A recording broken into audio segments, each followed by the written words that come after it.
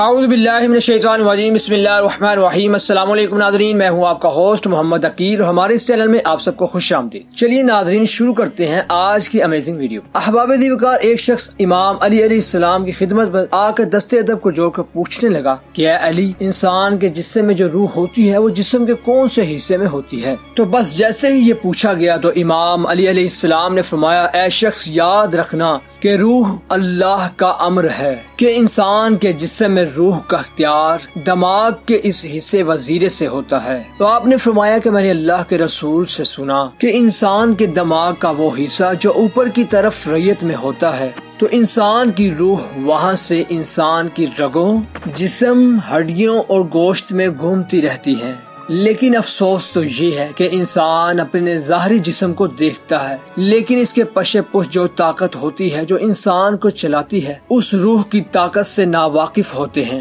اے شخص یاد رکھنا، انسان کی روح کا تعلق صرف انسان کے جسم سے نہیں بلکہ دماغ کے ذریعے کائنات کے ذرے ذرے پر ہوتا ہے۔ اگر انسان اپنے دماغ اور روح کی طاقت کو جان لے تو وہ پوری کائنات کو اپنی طرف جھکا سکتا ہے، تسلیم کروا سکتا ہے۔ تو وہ کہنے لگا کہ اے امام علی، میں اپنی روح کی طاقت کو کیسے بڑھاؤں، کیسے اسے اوپر اور لے کے جاؤں؟ تو امام علی علیہ السلام نے فرمایا، یقین، اطمینان اور سکون کی دولت سے جو انسان صبح فجر کی نماز کے بعد اٹھ کر اللہ کی قدرت پر غور و فکر کرتا ہے تو یوں اس کا دماغ کائنات کے مختلف اشیاء پر اپنا کام جماتا رہتا ہے، اور رات کو سونے سے پہلے 27 مرتبہ سورۃ اخلاص پڑھتا ہے اور سکون کی نیند حاصل کرتا ہے۔ تو یوں اس کی روح سونے کے بعد کائنات کے ہر حصے کو اپنی طرف اپنانے لگتی ہے، اپنی طاقت اپنے ہاتھوں کے ذریعے بڑھانے لگتی ہے، اور یوں رفتہ رفتہ انسان کے روح کی طاقت انسان کے نزدیک واضح ہونے لگتی ہے،